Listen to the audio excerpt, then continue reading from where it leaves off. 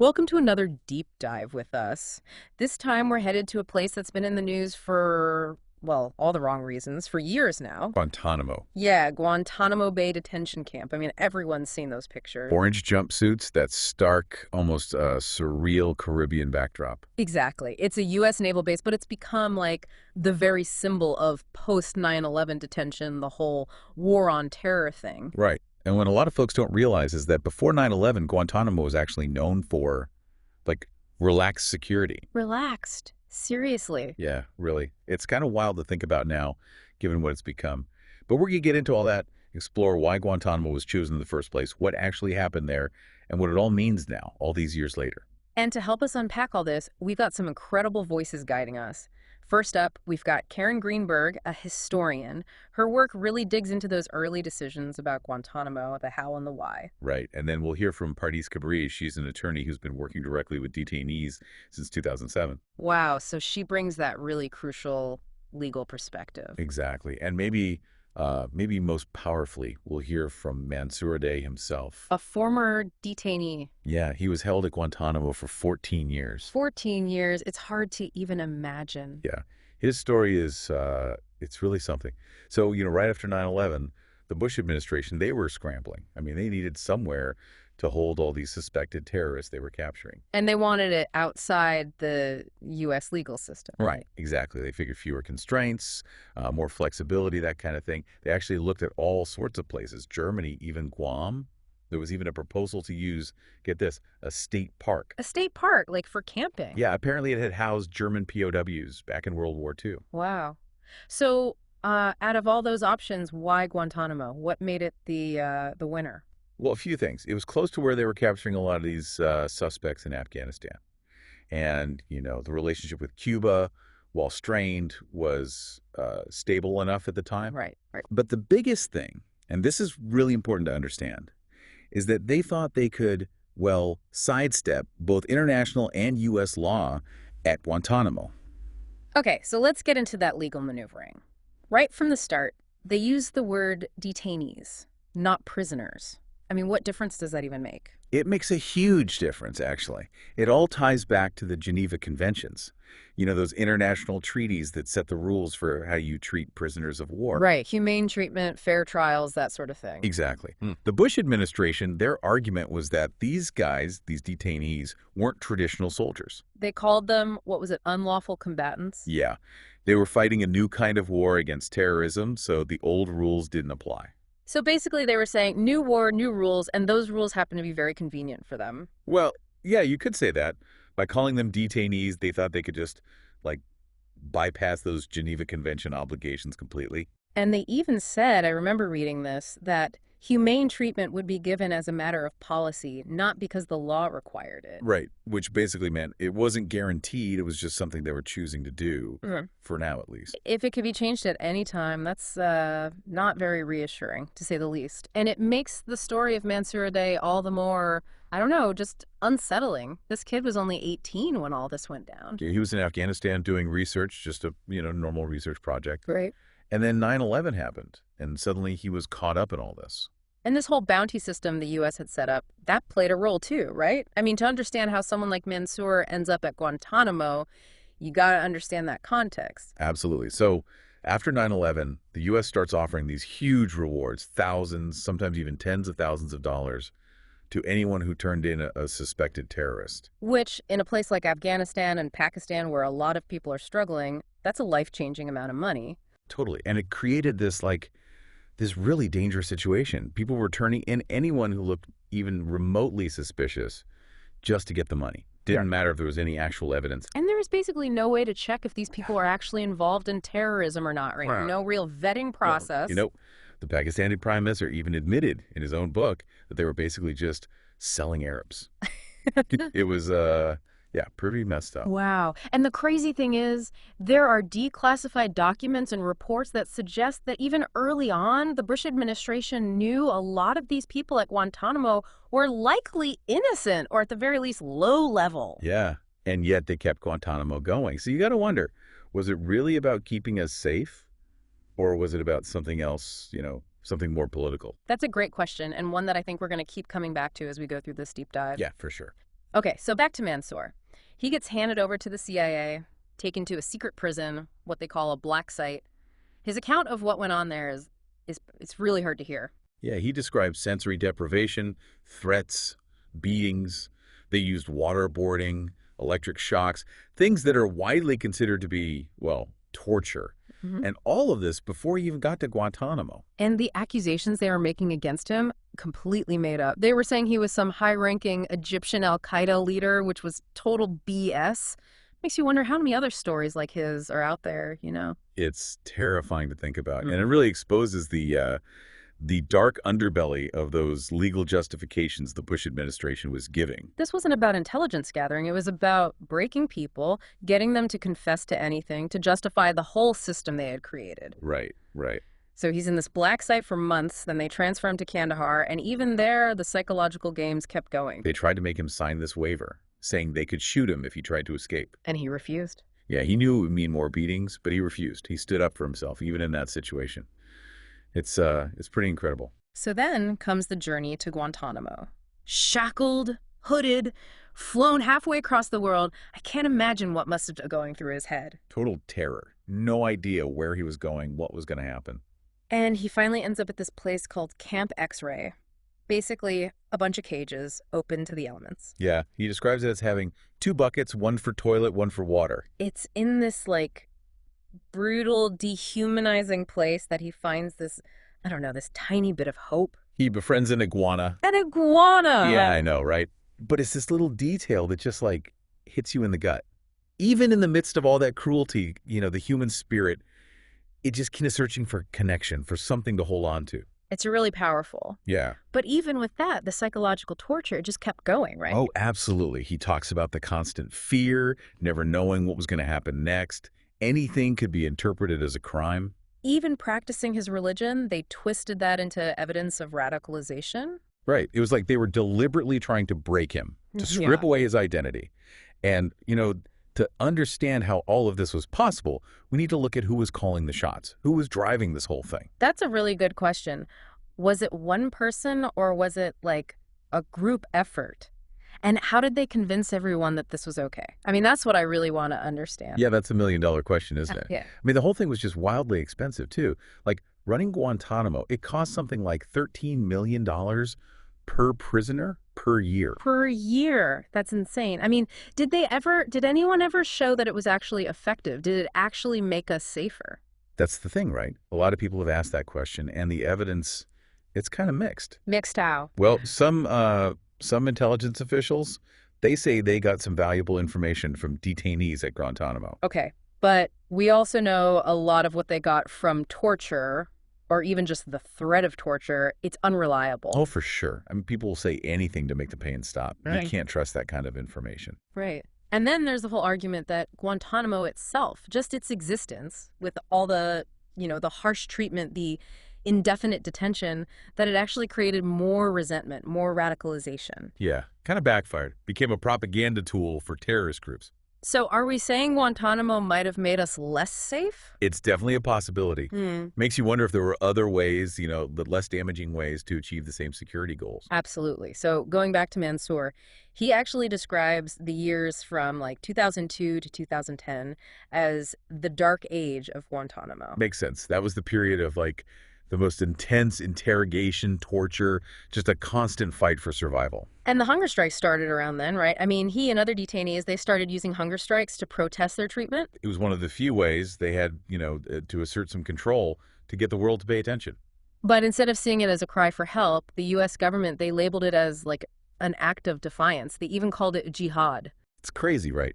Any form of resistance, even something peaceful like refusing to eat, they saw it as a threat, as proof that these guys were dangerous. And Mansour talks about the toll those hunger strikes took, the physical and psychological pain, being force-fed. Brutal.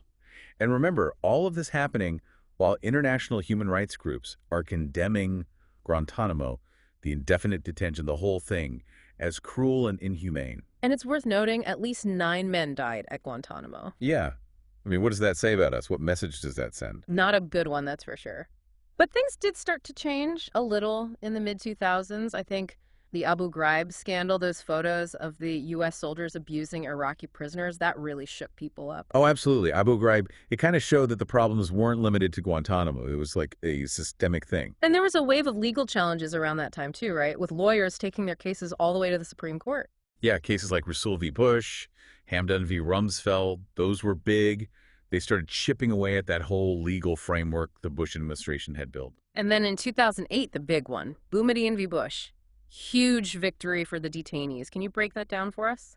So Boumediene, it basically said detainees at Guantanamo, they have the right to habeas corpus. Habeas corpus. Refresh my memory. It's that legal principle that says you can't be imprisoned without being brought before a judge without having the charges explained. It's a basic safeguard against being locked up for no reason. Gotcha. So the Bush administration had said Guantanamo's outside the U.S., so habeas corpus doesn't apply. And the Supreme Court basically said, nope, not buying it. Yeah, basically. Big blow to the whole Guantanamo system. But even with all that, it didn't close. I mean, Obama campaigned on closing it, but... There were a ton of roadblocks, political and logistical. Congress passed laws making it hard to transfer detainees to the U.S., and a lot of other countries didn't want to take them either. Worried about, what, reprisals or something? Yeah, something like that. So even though public opinion was changing and the courts were raising all these questions, Guantanamo just kept chugging along. It really shows how deeply that whole war on terror mindset had become ingrained, even under a president who was supposed to be all about change. For sure. But for Mansour, that shift in the legal landscape, it did give him a little bit of hope. He finally got a lawyer in 2009. After 8 years. Can you imagine, after 8 years of isolation, no legal rights, to finally have someone in your corner? His lawyer, Andy Hart, he'd been warned about Mansour. They told him he was dangerous, a high-risk guy. And then they met, and it just, all those preconceptions just fell apart. Mansour, he welcomed him, offered him peace. So different from the image they'd painted of him. Andy was shocked, apparently. Described him as this tiny, skinny guy, just so relieved to finally have someone fighting for him. It really shows how that whole worst of the worst narrative, it was just a bunch of BS. These were real people, you know. Absolutely. And it's tragic, Andy Hart. He didn't live to see Mansour's release. He passed away in 2013. But Mansour did get a new lawyer, Parardis Cabrii.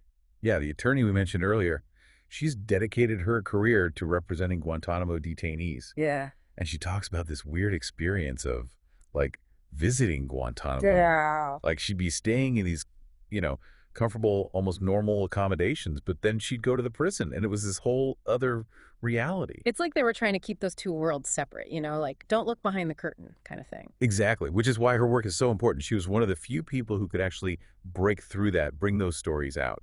And she wasn't just fighting for their release, but also trying to show what happens to them afterwards, even when they do get out. One of her clients, Mohammed Al-Kamani, he was released in 2009 and resettled in Portugal. He's doing great now, rebuilding his life with his family. That's good to hear, at least one positive story out of all this. Yeah, it shows that it is possible to heal, to move on, even after all that trauma. But it doesn't always work out that way, right? Unfortunately, no. I mean, another one of her clients, Shaki Al-Haj, he is still at Guantanamo. Still there. But I thought he was cleared for release. Yeah, years ago. But he's still there. And his case, along with so many others, it just shows how messed up the whole system is. Driven by fear, not logic. Exactly. And it shows how hard it is to escape that war on terror mentality, even all these years later. But to really understand the full weight of Guantanamo's legacy, we need to look at what happens after release. Because for Mansour, freedom wasn't the end of the story. He was finally released in 2016 after 14 years and sent to Serbia. Serbia? Why Serbia? No connection. He'd never even been there.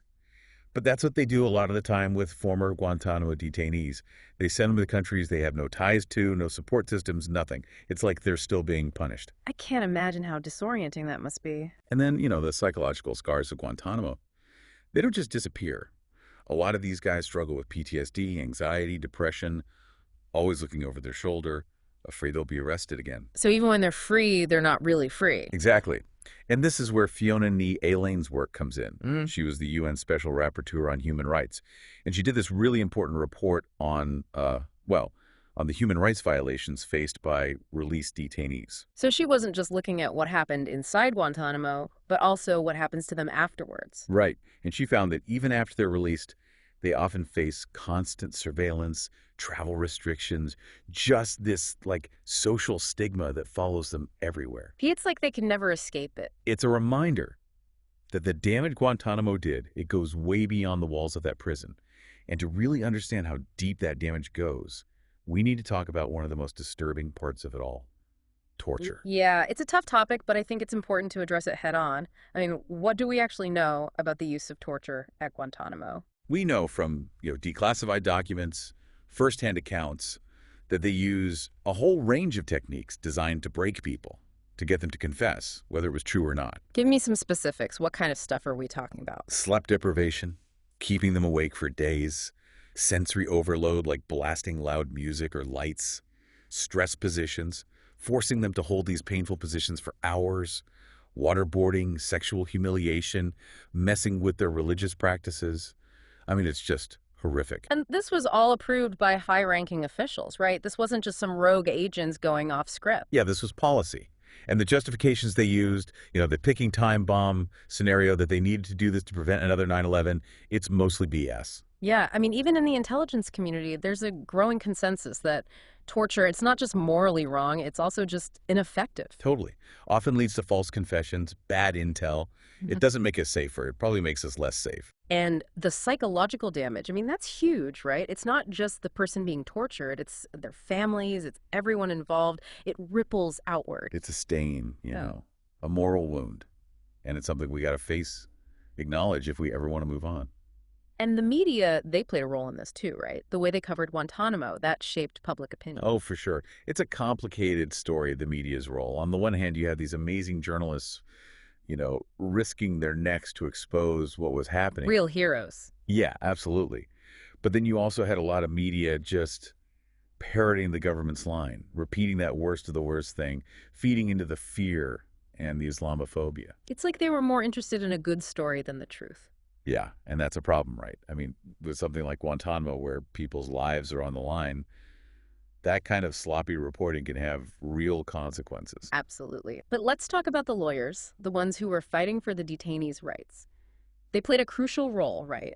Oh, yeah, huge. People like Parardis, Cabrii, who we talked about, they filed lawsuits, challenged the Bush administration, exposed the torture, really fought their asses off to get their clients released. And they faced a lot of pushback too, right? From the government, even from the public sometimes. Oh, yeah, it was tough. Threats, hostility, the whole 9 yards. Yeah. But they kept at it. Real heroes too. Can you give us some examples of the legal challenges they raised? What were their arguments? Well, one of the big ones was just the whole idea of indefinite detention. Like, can the government just hold people forever without charging them with anything? Seems like a no-brainer, right? You can't just lock someone up without a trial. You'd think, right? Yeah. But the Bush administration, they argued that the war on terror was different, that they needed this special power to deal with this new threat. So they were basically saying national security trumps basic human rights. Pretty much. Yeah. And it worked for a while. But as more and more came out about Guantanamo, people started questioning that logic. And those lawyers, they were a big part of that shift. They were the ones speaking up when no one else would. And that brings us to the psychological impact of Guantanamo. I mean, we've talked about it a bit, but it's worth digging deeper. What do we know about the effects of being locked up like that for years, isolated, tortured? It's devastating. I mean, prolonged isolation, sensory deprivation, torture, all of that, it just messes with your head. And it's not just the physical pain, it's the loss of hope, the erosion of identity. Right, and it's not just the detainees, right? What about the guards, the interrogators, and medical staff? They were exposed to all that too. Exactly, and that's something people don't talk about enough. The people who worked there, even if they didn't participate in the torture directly, they still saw it. They were part of the system. They witnessed all that suffering. That has to leave a mark. It does. Guilt, shame, moral injury, all of that. It's a reminder that the costs of war, they go way beyond the battlefield. Absolutely. And that takes us to international law. I mean, right from the start, there were questions about whether the U.S. was breaking international law with Guantanamo. Oh, yeah, big time. Human rights groups, legal experts, foreign governments, they all condemned it. Said it violated the Geneva Conventions, the International Covenant on Civil and Political Rights, all that. But the U.S. said those treaties didn't apply to the Guantanamo detainees. Right. They said they were unlawful combatants, not entitled to the same protections. But that argument, it didn't fly with most of the world. Nope. And it hurt the U.S.'s reputation, strained relationships with allies. So not just a legal issue, but a diplomatic and political one, too. Exactly. But let's be real. International law, it can only do so much. In the end, it's up to individual countries to actually enforce it. And the U.S., well, they've shown they're willing to ignore it when it's convenient. Which brings us back to politics. I mean, politics has been at the heart of this whole thing from the very beginning. Oh, yeah. After 9/11, the Bush administration, they used the fear, the anger to justify everything. Yeah. And Guantanamo, it became a symbol of that, a rallying point for the war on terror. But it also became a symbol of, like, American overreach, of disregard for human rights. Exactly. Yeah. And it divided people. Republicans mostly supported it. Democrats mostly opposed it. And that made it impossible to have a real conversation about it, to find some middle ground. Yep. And even Obama, who promised to close it, he got stuck in that political gridlock. Shows how hard it is to break free from that war on terror mentality, even all these years later. It's like it's baked into our political system now. But to really understand the human cost of all this, we need to go back to Mansour. We left off with him being released to Serbia, a place he'd never even been to, with no support, no family, nothing. And that's common, right? They do that a lot with former detainees, send them to random countries. Yeah, it's like a final punishment. And then you have the psychological scars, the PTSD, the anxiety, the constant fear. So they're free, but not really free. Exactly. And Fiona Lane, the UN Special Rapporteur we talked about, she documented all of that, the human rights violations these guys face, even after they're released. Surveillance, travel restrictions, the whole thing. It's heartbreaking. Like, they can never truly escape. But to understand the true depths of the injustice, we need to talk about one of the most disturbing elements of Guantanamo: the torture. It's a tough topic, but we can't shy away from it. So what do we know about the use of torture at Guantanamo?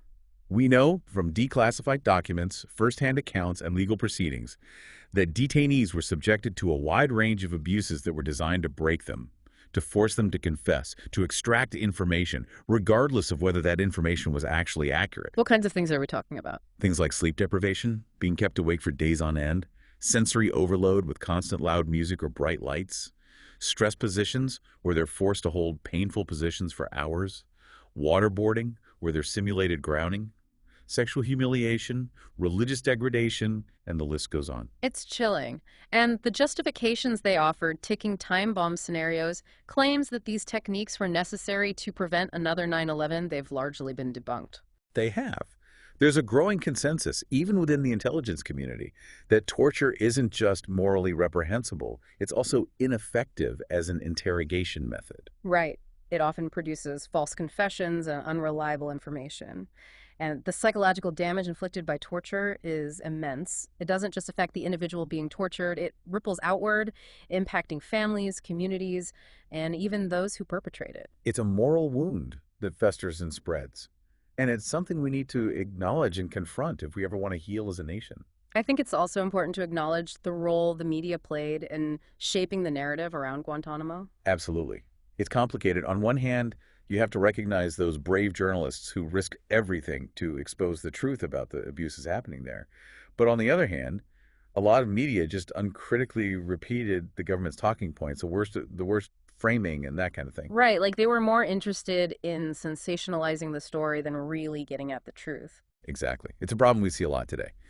And in a situation like Guantanamo, where people's lives are literally on the line, that kind of irresponsible reporting has devastating consequences. Absolutely. It's a reminder that we need to be critical consumers of media, to question what we read and see, and hold journalists accountable. For sure. And speaking of accountability, let's talk about the lawyers who've been fighting for the rights of the detainees. They've been crucial in challenging the legality of the government's actions. Absolutely. They've faced resistance, hostility, even threats, but they've been incredibly persistent. They have. And their work has been essential in making sure that even in a place like Guantanamo, the rule of law, even if it's imperfect, still applies. It's a reminder that even when things seem hopeless, there are people out there who are willing to fight for what's right. For sure. But let's shift gears a bit. We've touched on it, but I think we need to dive deeper into the psychological impact of Guantanamo. We know that prolonged isolation, sensory deprivation, and torture can have devastating effects on the human psyche. It's more than just physical pain. Right. It's the erosion of identity, the loss of hope, the fracturing of the mind. Many former detainees suffer from severe PTSD, anxiety, depression, nightmares, flashbacks. And it doesn't stop there. It impacts families, communities, even the people who perpetrated the torture. Right, that's something we often overlook the impact on the guards, the interrogators, the medical personnel. They were exposed to a highly traumatic environment, too. They were. And many have struggled with guilt, shame, moral injury, this feeling of betraying their values. It's another layer of the cost of war, and it highlights the need for trauma-informed care, not just for the victims, but for everyone involved. Absolutely. Now let's talk about the international community's response to Guantanamo. I mean, there were questions right away about whether the U.S. was breaking international law. Right, with indefinite detention, the torture, the lack of fair trials. Exactly. And the response was pretty much universal condemnation. Human rights groups, legal experts, lots of foreign governments, they all criticized it.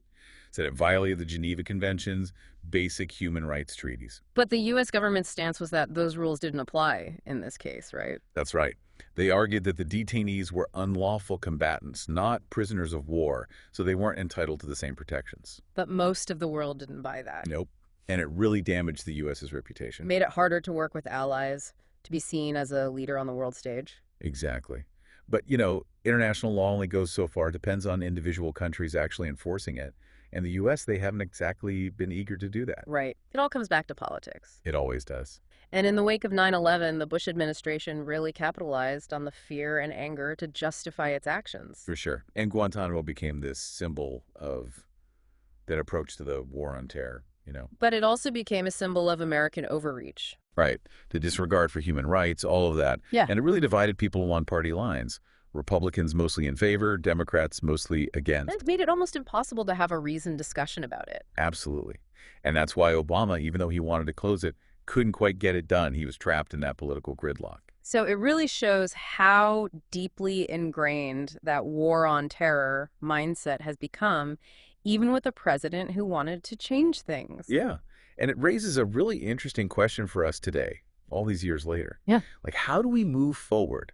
How do we finally disentangle ourselves from that mindset? That's a big question, one that I think we'll continue to grapple with in the next part of our deep dive. Yeah, it's a huge question. And honestly, I think it starts with recognizing how complex this whole thing is. Acknowledging that there are different perspectives and resisting the urge to oversimplify or to demonize. It's about having those tough conversations, being willing to listen to people who disagree with you, and maybe even changing your own mind when you learn something new. Exactly. It's about moving past those partisan talking points and really digging into the deeper issues, like what kind of country do we want to be? What are our values? Right, because this isn't just about abstract principles. It's about real people's lives, like Mansour's. What's his life been like since he got out? I mean, we left off with him being sent to Serbia, a place he'd never even been to before. No support system, nothing. It's tough. It's a common experience for a lot of former detainees. They get released to these countries where they have no connections, no way to rebuild their lives. I mean, on top of everything else, can you imagine how disorienting that must be? Totally. And then, of course, you have the psychological scars from Guantanamo. It's not like that just goes away when you walk out the door. So many of them struggling with PTSD, anxiety, depression, always afraid they'll be arrested again. Yeah, it's like they're never really free. And Fiona D.A. Lane, the UN Special Rapporteur, she found that even after their release, they're often still under surveillance, facing travel restrictions, all sorts of stuff. Right. It's like a continuation of the punishment, even though they were never even convicted of a crime. It's tragic, like the shadow of Guantanamo just follows them everywhere. But let's shift gears for a minute and talk about something we haven't really touched on yet. Public opinion. I mean, public opinion plays a huge role in shaping government policy, right? Oh, absolutely. And with Guantanamo, it's been interesting to see how public opinion has evolved over time. Right after 9/11, there was a lot of support for the war on terror and for Guantanamo in particular. People were scared. They wanted the government to do whatever it took to keep them safe. Exactly. But as the years went by and more information came out about Guantanamo, about the torture, the indefinite detention, all of that, public opinion started to shift. More and more people started to question whether it was actually making us safer and whether it was worth the cost, both in terms of money and in terms of our values. Right. And you saw that reflected in Obama's campaign promise to close Guantanamo. But even with that shift in public opinion, actually closing it proved to be incredibly difficult. It shows how powerful those initial fears were and how they've continued to shape our politics ever since. But public opinion isn't the only factor here. We also have to talk about the ethical implications of Guantanamo. Absolutely. Guantanamo raises all sorts of really fundamental questions about what it means to be a just society. Like, Mhm. can a government, even in the face of a threat, just lock people up indefinitely without a trial? Right. I mean, we believe in the presumption of innocence, in due process, in the idea that everyone deserves a fair hearing. Exactly. And Guantanamo really forced us to confront that tension, to ask ourselves what we were willing to sacrifice in the name of security. And then there's the whole issue of torture, which, I mean, where do you even begin with that? It's a moral quagmire. Can we, as a society, condone the use of torture, even on people we believe are our enemies? I think for a lot of people, the answer is a resounding no. Torture is not just morally wrong, it's also ineffective. It doesn't work. And the damage it does to both the victim and the perpetrator is immeasurable. It's a stain on our collective conscience, that's for sure, and one that I think we're still struggling to come to terms with. So, how do we move forward? How do we make sure something like Guantanamo never happens again? It's a tough question, but I think it starts with education, with really understanding the full history of what happened, and with acknowledging the harm that was done. We also need to be willing to have those uncomfortable conversations to challenge the narratives that led us down this path in the first place. And we have to be vigilant in defending our values, in speaking out against injustice wherever we see it. Because the fight for justice doesn't end when the headlines fade away. It's an ongoing struggle, and one that requires all of us to be engaged. Exactly. And I think that's one of the most powerful messages of Mansour's story. Despite everything he's been through, he hasn't given up. He's still fighting for justice, for accountability, for a better world. And that's something we can all learn from. We can all be inspired by his resilience, by his commitment to speaking truth to power.